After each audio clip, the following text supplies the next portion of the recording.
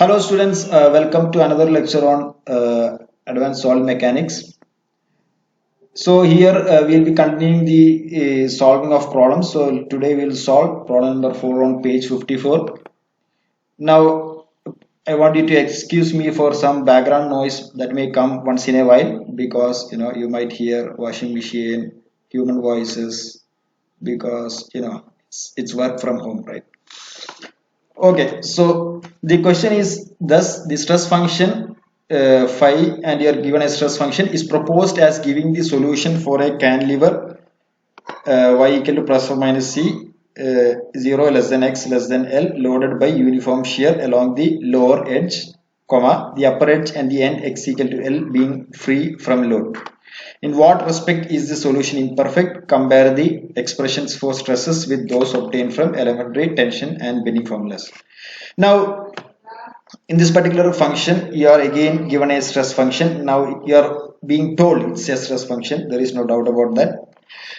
And but what the extra information that's given in this problem is it is the solution for a cantilever.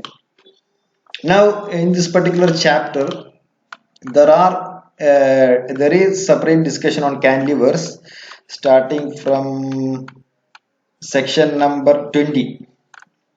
Okay, so we haven't discussed that in class because in class we have only discussed some initial portions of this chapter as part of the syllabus. So cantilevers we are not strictly discussed, but whatever data or information that you require to solve this problem is basics and something which have been already taught to you. So we'll take this up. So you are given this stress function and you are given the coordinate system. It's the exact coordinate system which we have used many times, y equal to plus or minus c and x positive, right? And the question you are asked is, okay, before that you are given a load. It's the beam is loaded at the lower edge by a uniform shear. Okay, and you are asked to determine in what respect the solution is imperfect, and you are given the opportunity to use elementary tension and bending formulas. Okay, so this is I'll go back to my handwritten notes. So this is the thing. So this is the stress function. Now first let us arrive at the diagram. So this is the rectangular plate and coordinate system we are given plus or minus c and x positive. So y down, let's take it, and this is x, and what you are given is there is a uniform shear along the lower edge. Okay, and on the upper edge and x equal to L there is nothing, it's free of load.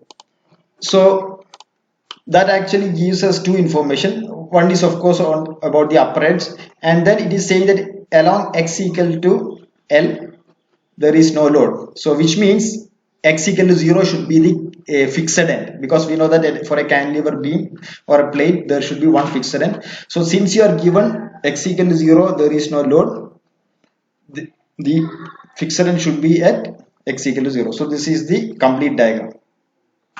Now with this, as a good practice, as I told you, it's already given, it's a stress function, but we pull up the compatibility condition, fourth derivative equation, and we substitute it and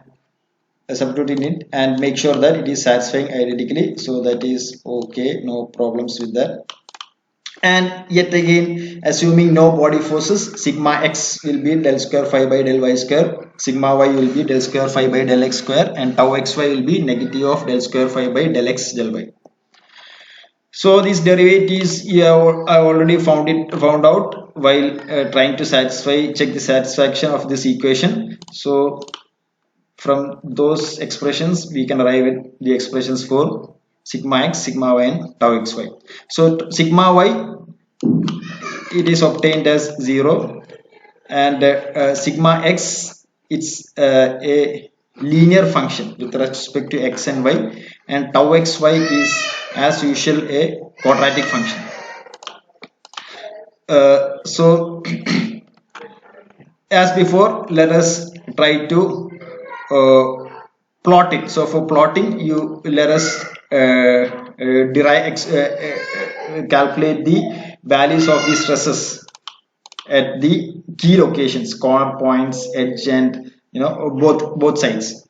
So this is what I'm getting, sigma x at the cantilever end.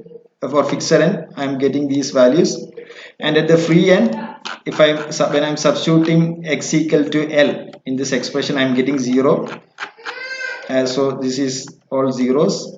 Sigma y is anyway 0, and tau xy, it's tau xy expression, what we are seeing is it is independent of x. Okay, so it is independent of x. So here we are getting something, same thing we are getting here, and it's a parabolic variation in y, as it is clear from the expression. Okay, so now just to check the correctness of these expressions, let us do a simple plot also to demonstrate the variation of these stresses, and probably it will be also a change for you. So I have opened up MS Excel. So let us just draw a representative beam. So this is the cantilever beam, and this is the fixed end, sorry, and let us just draw some inclined lines to denote the fixed portion. Okay, something like that.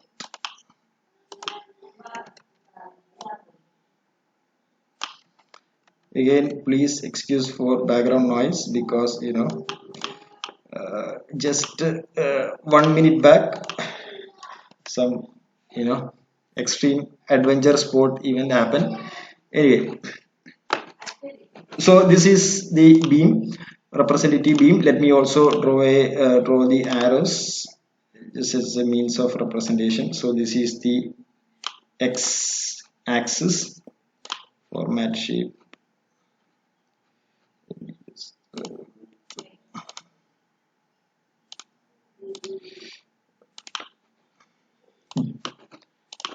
Okay, similarly I will have a arrow forwards.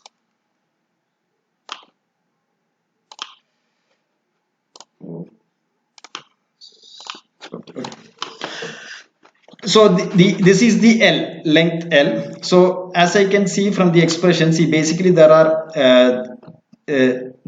three terms, right? There is S is there, S is constant outside for both, and then there is Y, X, and C, basically 4 terms.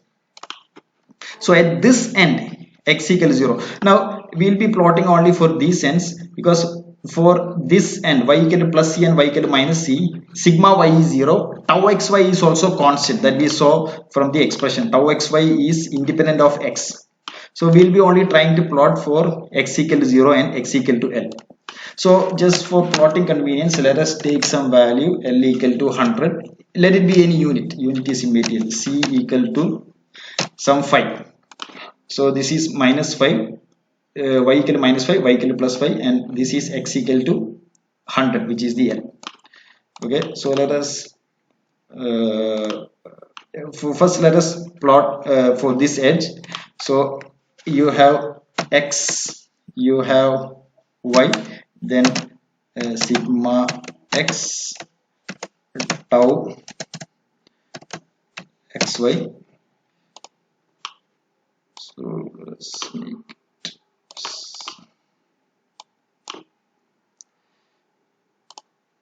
Let me just give some border. So at this end, x is 0, right? So let me take 5 points so that I can plot it. So 1, 2, 3, 4, 5. Then y, it starts from minus 5. So that is this end. Then let me take an intermediate point, minus 2.5, and at the middle 0, then 2.5, then 5.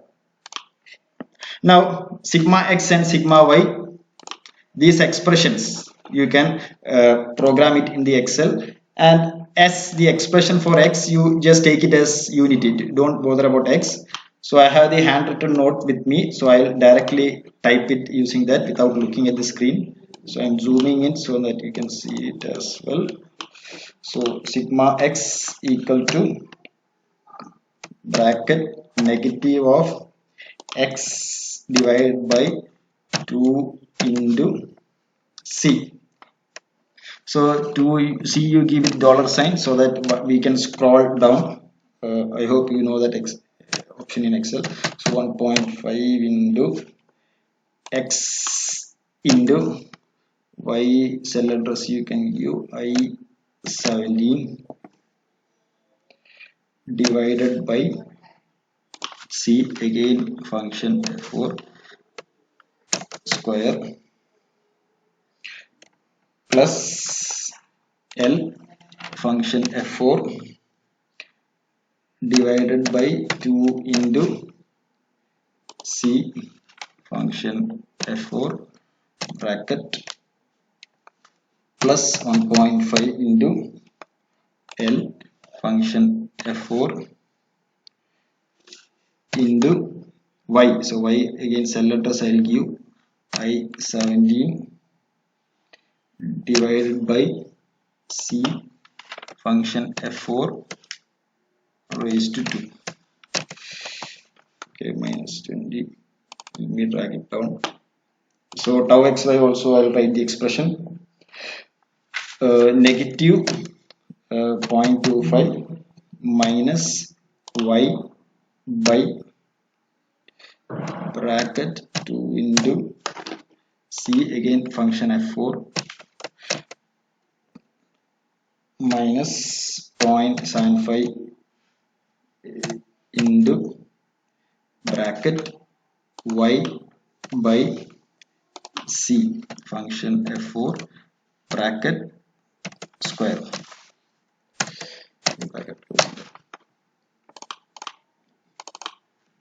Okay, so these are the values I am getting. So first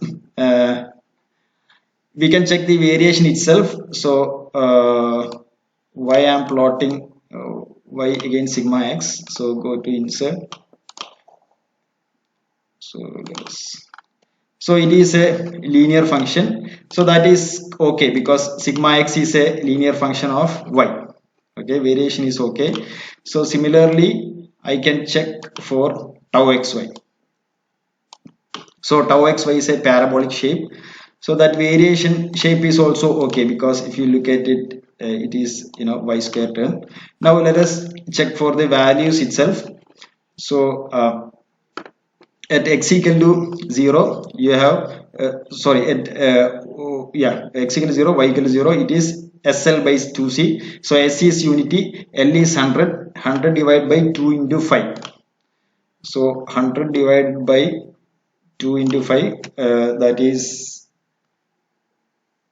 100 divided by 10. So it is 10, right? So then let us also check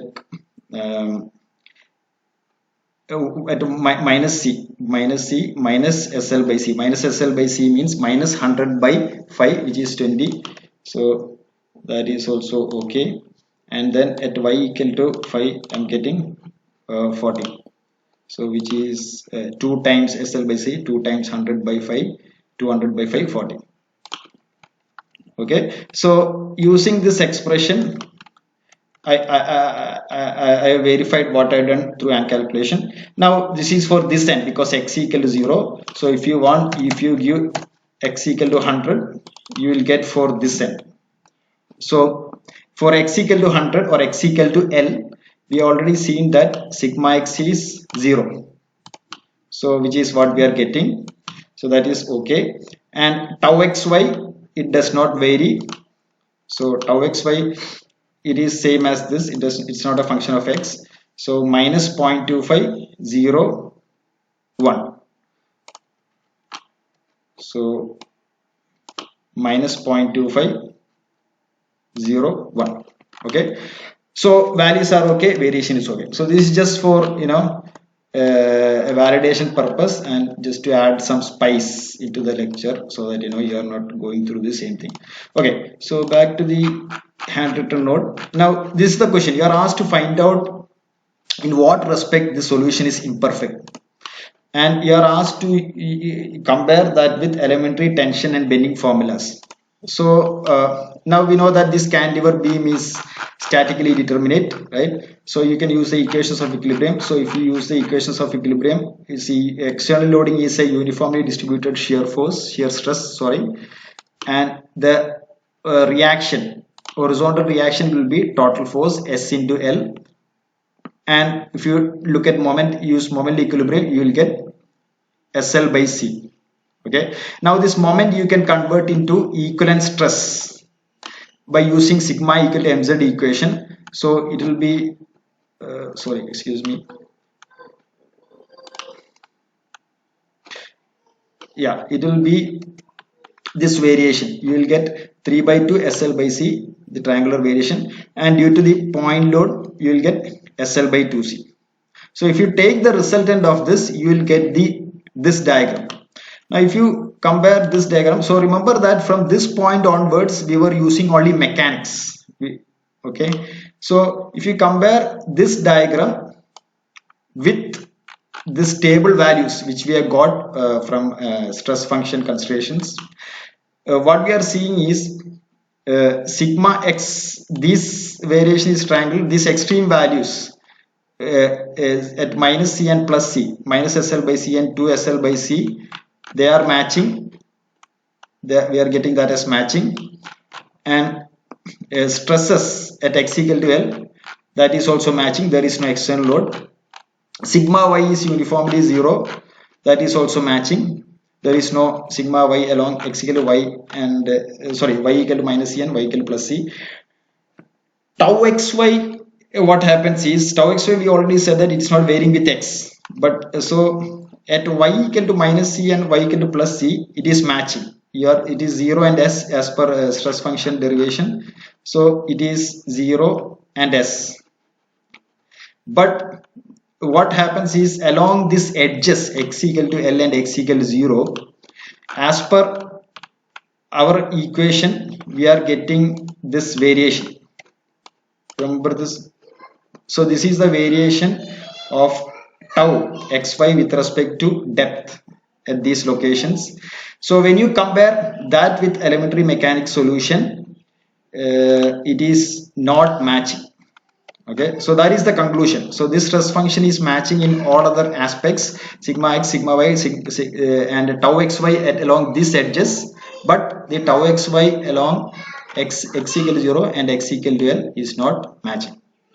Okay, thank you.